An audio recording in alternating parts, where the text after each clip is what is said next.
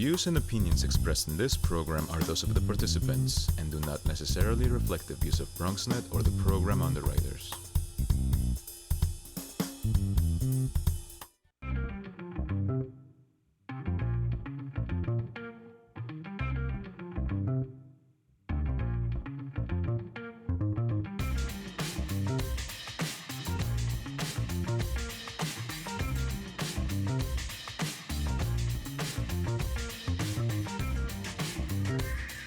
Hey everybody, it's time for the Bronx Buzz. This is BronxNet's program where we talk to journalists, we talk to photographers, we talk to filmmakers, we talk to writers, we talk to editors, we talk to anybody who's really putting stuff out to the people of the Bronx. So you can get some insight as to what they're thinking about, what they're writing about, and it kind of gives you a better grasp on what you're seeing and reading in Bronx media. Therefore, the Bronx Buzz. And this evening we've got two great guests. We're going to start with a writer, an author, a poet, all of the above. And so we're going down. He's actually at Harlem where he works, but he is a Bronx guy from City Island. And my buddy Dave Ellis is with us. Hi, Dave. How are you? Hi. How you doing?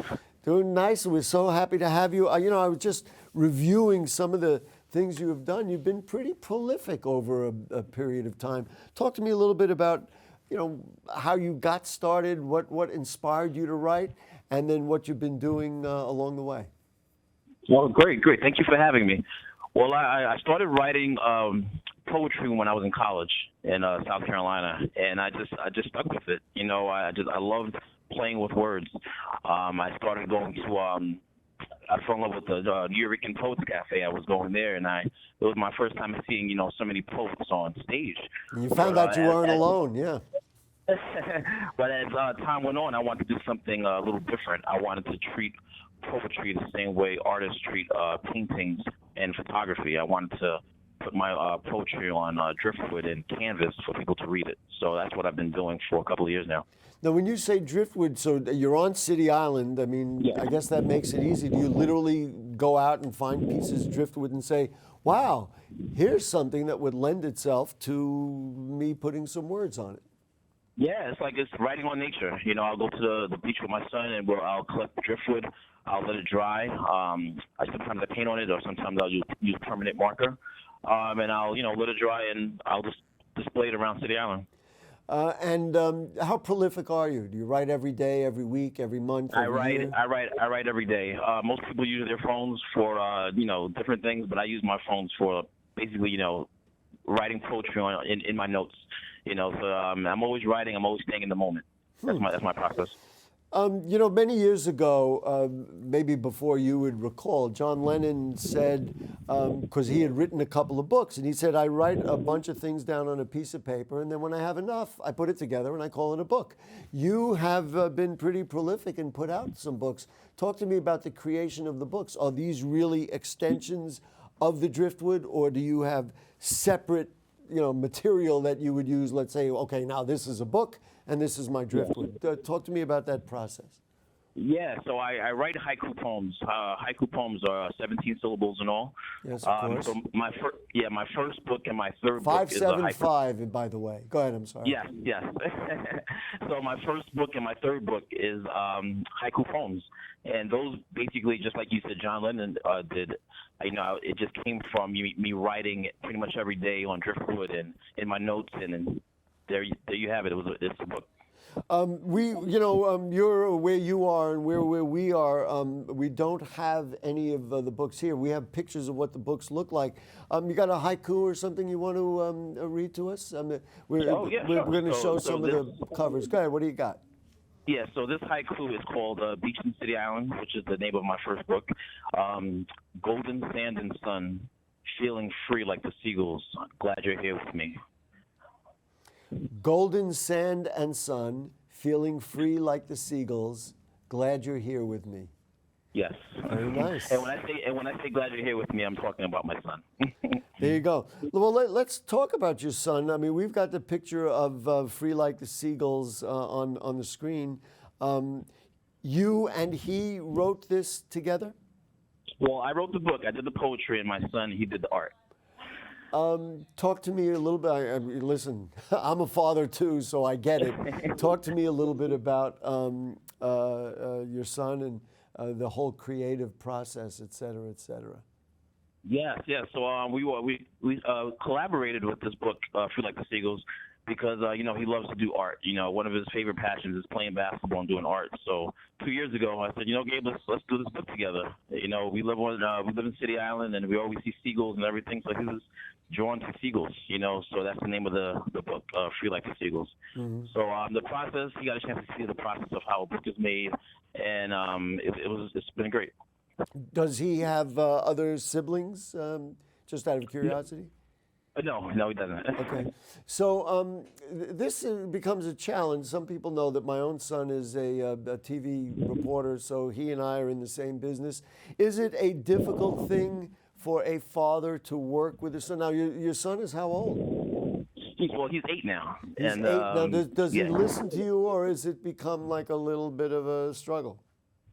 Well, the beautiful thing about it is when it comes to art with him, I say, Gabriel, do your thing, whatever you want to do. And he loves it. He loves the freedom of being able to just create. And I'm not telling him what to do. So he takes his artistic license and he runs with it. Like, so if let's just say the one you were talking about, the haiku that you were talking about, do you tell him what to what to paint, what to draw, and say, how about we do something that looks like like this or whatever it is? Yeah, the exact opposite. I say, Gabriel, whatever. Shut up, Dad. I say, Gabriel, whatever you want to do, you just rock out and you do it. And he loves the artistic license to just be free with it. Has he always been I guess an artist or a writer or had interest in that? Or is it something that either you or his schooling inspired? Basically, he started painting when he was 2 years old. When he was young, he would get the paintbrushes and just start painting on the papers. His first painting was in a gallery in City Island, Focal Point Gallery, when he was 2 years old. So he's been doing it for a while now, even before he realized it. There's a lot that I liked about what you just said, and you mentioned the Focal Point Gallery. What this underscores, and just before the show, you and I were talking about, living on City Island.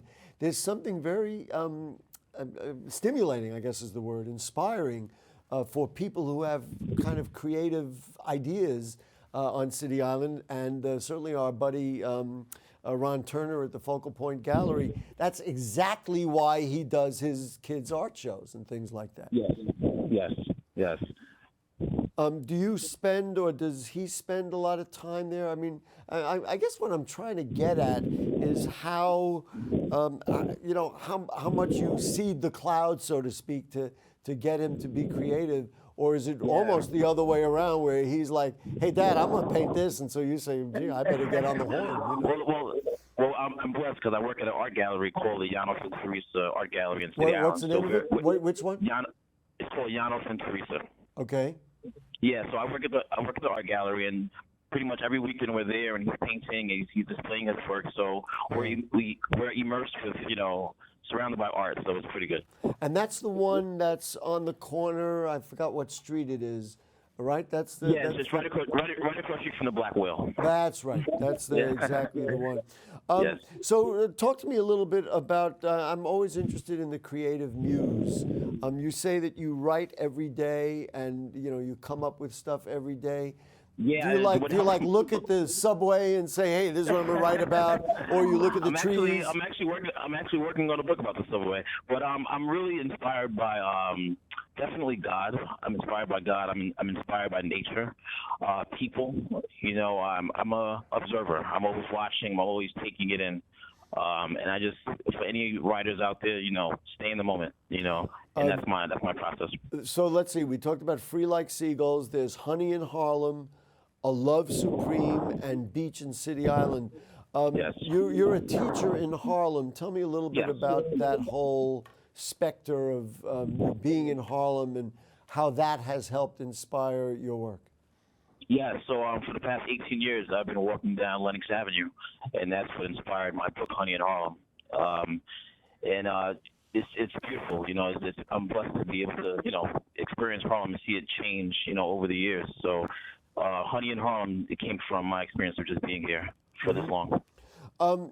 you talk about change, and of course in the Bronx we're wrestling with this whole idea of change because some of the change many people resist.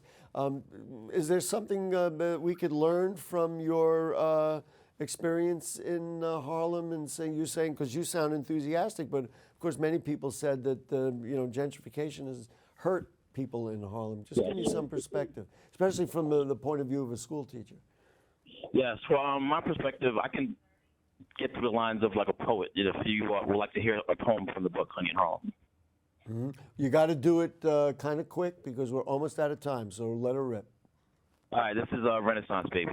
Okay. I just wish I could have met Langston, Baldwin, McKay, and Fawcett. So many others feeling their spirits in Harlem. Black youth parked in front of the Savoy. Oh, what a feeling to sit next to Earl and Hurston, having drinks, talking about literature. Smell of chicken and waffles coming from the kitchen. Aaron Douglas art surrounding all of us. Let's all get up and do the Linda Hop, shining like stars in the night. I can't forget about Richard Wright. Renaissance, baby. All right, I'm going to give you applause. We have interns here from the Equality Charter School. Let's give it a little applause. Listen, Dave, is something else coming out, or we're just going to work on these? You're that prolific? Another collaboration with my son called Caterpillar You Will Fly. His drawings with my poetry. So that should be out in a couple of months. And you know what, Dave? Maybe you can come in with him, and he can talk about his little bit of work as well. That would be wonderful. Sounds great. Sounds great. Let us know when it comes in. Ladies and gentlemen, the great David Ellis from City Island, author, a father, a proud father, and also has a wonderful son. His son, Gabriel, is an artist who works with him on his publications. Dave, thanks for joining us on the Bronx Buzz. Thank you so much for having me. Okay. All right. Okay, there you go, Dave Ellis from City Island. And what we're going to do, folks, we're going to take a short break. And then when we come back, our buddy Michael Hinman from the Riverdale Press will help us change gears. We'll get into some of the news that's going on in the North Bronx and beyond. Don't go away. Sure, I look cute now, but when my owner lost his job, it was rough. I was living on the street, and one night, me and this Cocker Spaniel got into it so bad, I wound up looking like an ice cream cone. I cried a little bit, but thankfully I got rescued, so I'm running, I'm jumping, all back to my old self. And I'm ready to give unconditional love, even if you put a lampshade on my head.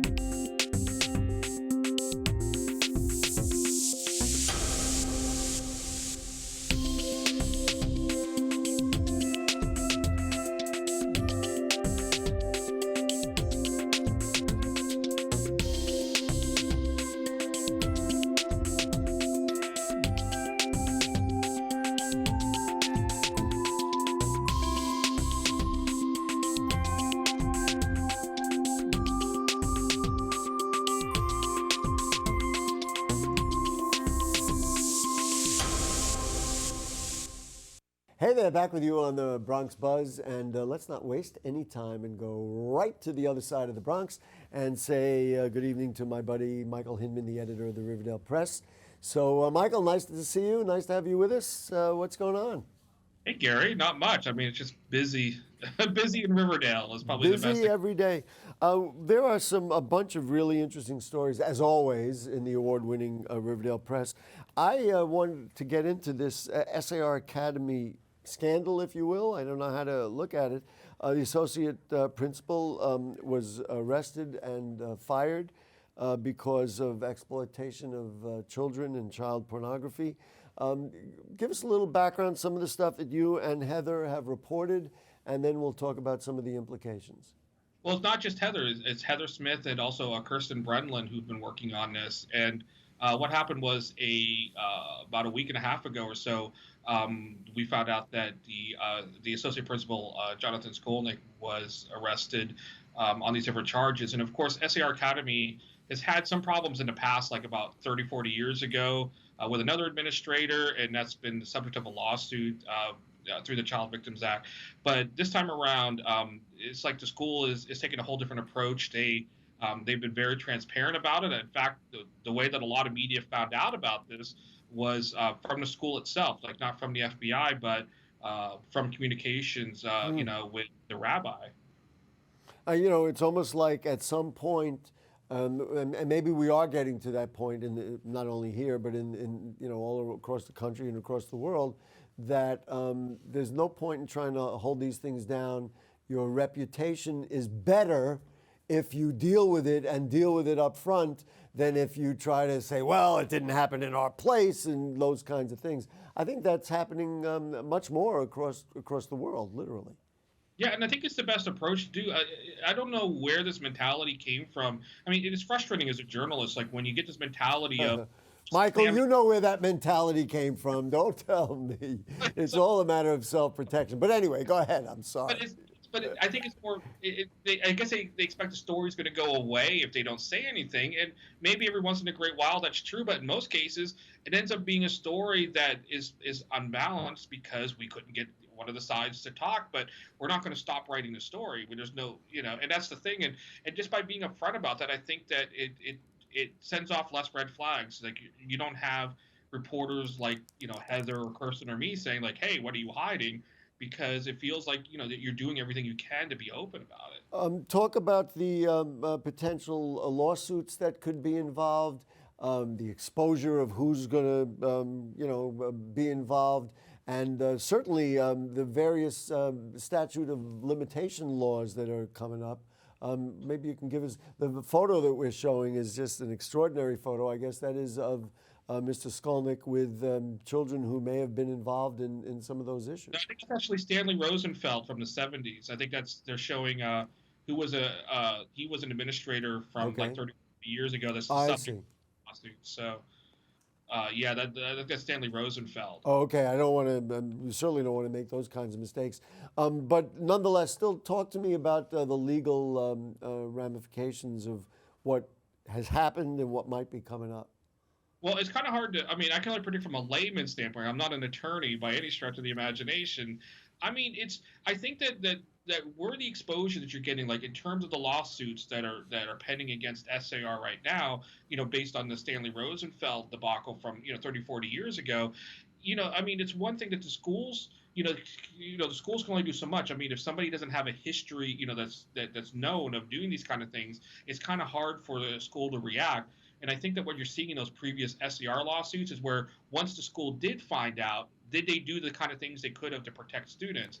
And I think that that's a little bit different that you're seeing here, at least from a layman's standpoint, is that they immediately fired him. They immediately made it clear, there's no contact with the school. I mean, Stanley Rosenfeld, after he was let go from the school in the 70s, he would still come back and work with student groups and stuff at the school. And he was actually hired back at one point in the 80s. So maybe the quintessential case is the Penn State case where, because the football team was so prominent and so important that they just simply ignored the kind of abuse that had been going on, under wraps over there for many years. And maybe, as I said earlier, maybe we're all learning something, Yeah, I think so. Let's switch gears drastically, actually. This is a really interesting story which you wrote, and that was the whole idea about Councilmember Cohen securing more than $11 million for the Pedestrian Bridge, and I can fill in some of that. Community and parks advocates were promised a bridge over the Major Deegan Expressway as part of all the arrangements when they sited the filtration plant over there in the North Bronx. And then all of a sudden, the $9 million bridge became $18 million, and who knows, why that happened or where it's from. But are we getting finally to a point where the community will see the pedestrian bridge built across? I guess it's from one part of Van Cortlandt Park over the Deegan to another part of in Cortlandt Park. I think, yeah, and Kirsten Brennan actually followed up this week on this story too, and I think that as long as these costs don't like jump again, I mean, because they kind of had all the money together, I think 10 years ago or something, but then all of a sudden the costs jumped, like they went from like 12 million to 18 million. So I think as long as it stays in like the 23.5 million range, I'm pretty sure it's going to get built this time. But it's just, construction materials are really expensive, and it gets to the point like, how much can you really spend on a pedestrian? Well, Michael, you just hit on exactly what I was just thinking about, and I know because I've talked to many of the advocates over the years. Why does it cost $23 million to build, like a walkway across a highway? I mean, that just sounds like, I don't know, crazy money to me. Yeah. And part of the problem and part of the thing that rankles, I think, many of the locals is that the delays. Had they gotten to it when costs were lower, maybe you wouldn't be up to 23 million, but it took so long. And I remember a press conference, I think it was before you came to the paper. I remember a press conference standing right there, and Emily Lloyd, the commissioner of the DEP, announced we're finally going to build the bridge. Well, that was maybe 5 years after they probably should have started it. To me, that's where the costs are. Yeah, and it's terrible that it's taking. I mean, I can see why there's some reasons, there's some environmental concerns, and it is literally over like part of the aqueduct. So that's so there were some concerns about that, and I'm just wondering if they explored all the other alternatives though too. I mean, I know there were some people talking about why not go underneath, but maybe that's much more expensive, And a bridge is nice, but 23.5 million is still for a pedestrian bridge for people to walk across. It just seems, what can I tell you? All right, listen. When I saw this story in your paper, I was like, this can't possibly be true. This whole idea, you have schedules on bus routes, right? Right? Bus stops, so people can see when the buses are coming. There may be some people, I know it's hard to believe, that don't have a cell phone, so they can't go to the MTA app. And now they're actually taking those schedules down. Do I understand this? Yeah, I think the plan is that they're going to remove these. I mean, they're just paper schedules that they put up. I mean, they're like protected. I mean, everybody's seen them if you go to a bus stop. Of course. They're there. But it is kind of silly. Where I guess I didn't realize how much money it costs to maintain them. but I think there is a purpose for it. I mean, I use an app whenever I'm getting on the bus, and or I'll just wait for it. But I mean, well, Michael, you are a swinging modern guy. Now, exactly. Not everybody is as swinging and modern as you. Maybe not even I'm not as much, but but there are a lot of people. I go to the bus stop. I see people looking at those schedules all the time. I've even done it a few times. Getting on the BX1 sometimes, I'm looking to see is there another one coming tonight? So why are they doing it? Do we have a sense of that? It's to save money. It's a cost-cutting measure, which I think it's funny that they do that because they're putting in some of these timer signs, which are nice in certain spots. But like on West 231st Street, we have a timer sign for the BX1, but it's the second to the last stop. Like nobody's getting on it, so who needs to have a timer sign there? I don't get that. But nobody for the BX1 at that stop because it only has one more stop after that. Listen, there's no answer to what I'm about to say. So the city of New York or the MTA did a whole bus redesign thing, and they did hearings and hearings and hearings, one after the other in as many neighborhoods as they can, and they're coming out with a bus redesign plan. This is the result. We're going to remove the paper schedules off the walls. I don't get it. Like we need a total redesign of our, and I'm saying this, just as a New Yorker, not, as anything else, but we need a redesign of the Bronx bus system because there are routes that date back decades that don't really make sense anymore. But it seems like the initial ideas are we're just going to remove a few stops. And that's it. Let's, again, switching gears. This idea of the racquetball courts at the Riverdale Y. Now, I have been in there. I haven't played racquetball there. I don't really play. But I have been in there, and it looks very popular. What is the, controversy, local controversy about racquetball courts disappearing? Well, you're not going to see them in there anymore. They actually, they are totally removed now. We actually have a story. It's going to run probably next week, actually, that follows up a bit on what's happening, with that space. But yeah, I mean, there was racquetball courts at the Y for a long time, and they removed them. and because I guess that they're looking at other ways of trying to attract people in, but from what I understand, it wasn't really that heavily used. Oh, well, so I mean, I don't want to pass judgment from the outside. It just, I don't know. I guess there was probably some sentimentality in people who traditionally have gone in there and played played racquetball there. So I remember some of the outcry when it happened. Do we know what they're going to put in place? They're going to put, I don't know, weight rooms or other facilities in there? Man, and we did the coverage on a little bit ago, and I haven't actually read the story that's running next week yet. All right. But I mean, the stuff that's in there, it's designed to bring in more people at least. So I don't think it's a weight room. I believe that it's like other ways of of bringing people in. That's like fine. class. Listen, fitness is a multi-pronged industry, and so I don't want to judge for anybody else what they ought to You don't be see doing. me in a fitness place. That's just not. Last thing I want to talk about, actually maybe next to the last thing is, especially given what's going on these days in national politics, but it is interesting that Alessandra Biaggi endorsed Elizabeth Warren as Yes. the races heat up. You want to just talk to me a little bit about Senator Biaggi and I guess her increasing profile in the New York State Senate? Yeah, I mean, I think it's really exciting to be, especially being such a new senator like that, being new even in the Albany scene, to be kind of thrust onto that kind of stage. And I think it's really exciting, like, that when we can have our local representative being, where people are obviously, seeking her endorsement. And that just shows that there's a lot of weight that carries with that. And I think for Senator Warren to even recognize that, and she's probably not the only candidate that's probably tried to push for that. And so I think it is exciting. I know there's some people questioning why endorse so early. I mean, That was going to be my question: is early, yeah.